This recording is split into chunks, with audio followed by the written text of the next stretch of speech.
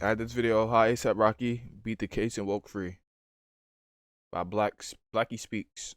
Now, A$AP Rocky just beat the case he went to trial for, but how did he manage to walk free despite the allegations? This case has been one of the most high-profile trials in hip-hop recently. I actually made a video on it over 2 weeks ago, covering the charges, the courtroom drama, and his stakes for Rocky's career. For the past 3 weeks, the tension has been at an all-time high. After all, we're talking about A$AP Rocky, a very popular rapper in hip-hop. And on top of that, his wife is Rihanna, one of the most famous musicians on the planet, who also happens to be a billionaire. So with all eyes on Rocky, how did he manage to beat these serious charges? Let's break it down. This is what A$AP RELLIE, whose real name is Terrell Efron, was claiming. According to RELLIE, the incident took place on November 6, 2021 at around 10:20 p.m. near Vista Del Mar and Selma Avenue in Los Angeles. What started as a conversation between two former friends, Rocky and RELLIE, both longtime members of the A$AP mob, quickly turned into something much more serious. The two had reportedly been friends for over 14 years, but the tension between them had been building up for some time. That night, they allegedly agreed to meet near the W Hotel on Hollywood Boulevard to talk things out. Now, what happened that night? Well, according to RELLIE's claims, the meeting escalated quickly. Surveillance footage shows that when RELLIE arrived, Rocky was already waiting for him, accompanied by two individuals identified as A$AP Ills and A$AP 12. RELLIE alleged that Rocky immediately became aggressive,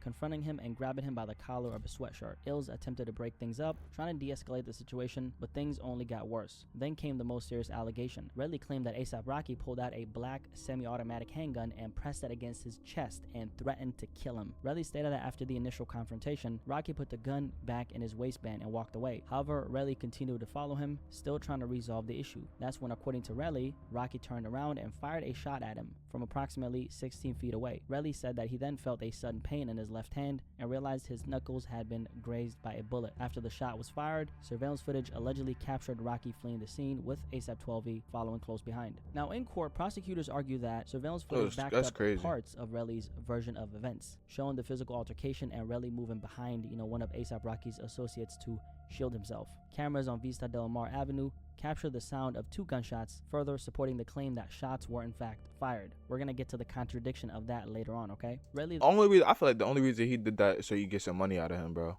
Like, that's the only thing I could think of, bro. There's no way, bro. There's no way. Casings to the police, which he claimed he found at the scene about 52 minutes after the shooting. Based on this, prosecutors argued that there was enough evidence to proceed with the case, alleging that A$AP Rocky was guilty of assault with a firearm. Find the defendant, Rakeem Mayers, not guilty.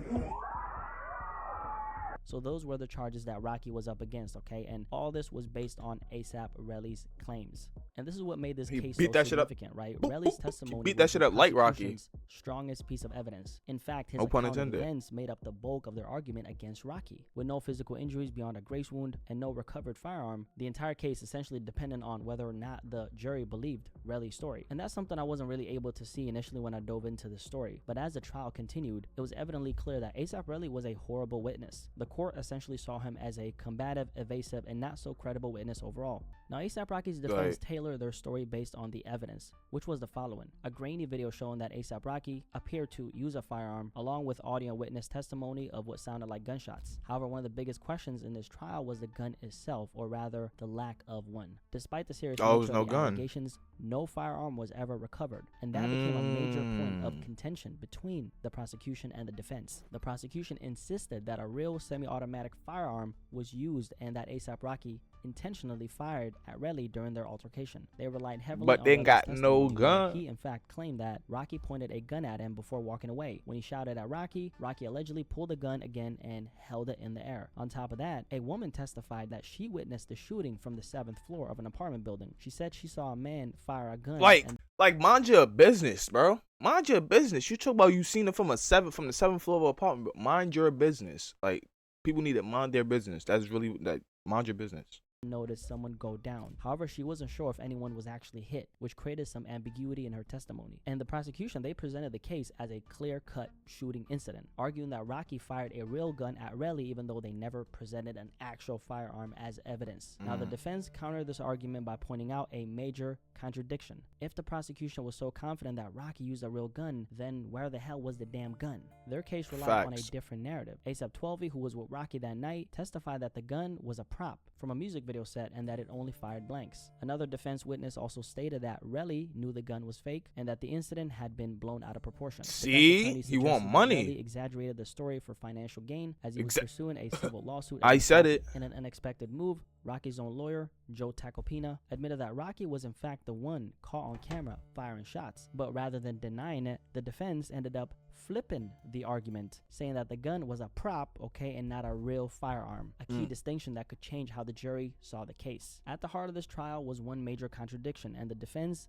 finessed it to their advantage. The prosecution swore up and down that Rocky used a real gun, claiming that he intentionally fired at RELLIE. But here's the problem: they never found a gun. No weapon, no forensic proof, nothing. With no firearm present in court, no forensic evidence proving real bullets were fired, and two completely different stories, the jury had just enough reasonable doubt. And this is where the narrative flipped entirely, because RELLIE wasn't just seen as a victim anymore. He started looking like someone trying to play the system for his own benefit. The more the trial progressed, the more his claims started to lose weight. The prosecution had built their entire case around his testimony, but as each day passed, it became crystal clear that words alone weren't enough to convict Rocky, because the gun was never found. The physical proof of a shooting didn't exist. And then the witnesses who confirmed a real firearm was used, that was only RELLIE, right? And the defense ended up taking full advantage of this. They didn't need to make the jury believe Rocky did nothing wrong. They just had to make them question if the prosecution had truly proven their case, which they hadn't, and it was all based on what one guy said. And that's when they acknowledged that Rocky fired a weapon, but they reframed the entire situation. Instead of denying the event altogether, they painted it as something entirely different than what RELLIE claimed. A prop gun, a misunderstanding, an exaggerated accusation made worse by personal motives, specifically RELLIE's civil lawsuit against Rocky. And at that point, the case wasn't just about whether a shot was fired. It was about whether the jury could be certain that Rocky fired a real gun. And with every unanswered question, that certainly kept slipping away. And the prosecution, they were running out of ground to stand on. Without a weapon, without bullet casings, and without corroborating evidence beyond one man's word, their case had no foundation at all. And by the way, those supposed bullet casings RELLIE claimed to have found, that was another major problem, okay? He actually ended up taking 2 days before reporting the incident to authorities. And when he finally did, he brought with him 2 shell casings that he said he retrieved from the scene. Wait, so where he get them from? If the shell cases wasn't from the gun, where he get them from? But here was the issue, right? When police responded to the initial reports of a shooting, they didn't find any shell casings at all. RELLIE claimed he returned hours later with his girlfriend and knew exactly where to look, but there was zero surveillance footage to support that claim. And then there was the medical situation. RELLIE was never admitted to a hospital in Los Angeles after the alleged shooting. Instead, he flew back to New York and sought treatment after the fact, something that made his injury seem less urgent and more questionable. At that point, the defense flipped it on him completely, suggesting that he planted the shell casings to frame Rocky. And with all these inconsistencies, the prosecution's case wasn't adding up, and that's all it took, because the jury wasn't asked to determine what probably happened. They were asked to decide whether Rocky was guilty beyond a reasonable doubt. And with every hole in the prosecution's case, that doubt became impossible to ignore. We did have one surveillance camera that picked up gunshots, but only the sound, no visuals. Another partially caught a scuffle before the shooting, but nothing was conclusive. The main footage, blurry, distant, and far from definitive. There also was text messages, and these were reviewed by the court. It was messages RELLIE had sent before and after the incident, where he seemed more focused on getting paid than seeing Rocky prosecuted. But when confronted about this, RELLIE claimed that the messages were fake. At that point, the prosecution's case were falling apart. Nothing was airtight, just claims, contradictions, and missing evidence. And just like that, it was over. After weeks of testimony, Rocky was found not guilty on all charges. When the not guilty verdict was delivered, the packed courtroom erupted, and Rocky was very happy, telling the jury as they left, "Thank y'all for saving my life. You're making the right decision." From the beginning, the prosecution's case was shaky at best, because no gun was ever recovered, no forensics tied Rocky to a real firearm. The only direct witness against him was RELLIE, who had a pending lawsuit against him, and when the defense got RELLIE caught up in multiple contradictions, it was a wrap. Even the prosecution seemed to lose faith in their case, throwing in a last-minute plea deal that would have sent Rocky to jail for just 6 months. A weak offer considering they were originally pushing for 20 years. Rocky laughed it off and took his chances in court, and it ended up working for him. With this trial behind him, Rocky's wasted no time moving forward. He's set to drop his first solo album since 2018. He's headlining Rolling Loud and is even starring in a Spike Lee film later this year. Meanwhile, the prosecution was left scrambling, claiming that fame didn't put Rocky above the law, but at the end of the day, the jury simply didn't believe them. I didn't honestly think this was going to be the outcome at first, but looking back, it actually makes sense, right? RELLIE was a terrible witness, like terrible, unreliable, emotional, and completely lacking self-control. Exactly. At one point, by the way, he even snapped at Rocky's lawyer in court, saying, "You're annoying." Yo, you're annoying, bro. Just come on. We didn't even get to the case. What are we doing here? He has the nerve to be mad at somebody. Nigga, you in there snitching on your mans of 14 years. You're in there snitching on your mans of 14 years for a little incident, bro. Like, bro, you should be ashamed of yourself. You got the nerve to be mad at somebody else, bro. Keeping up with the question. I mean, I can't keep up with him. I can't take him serious. No.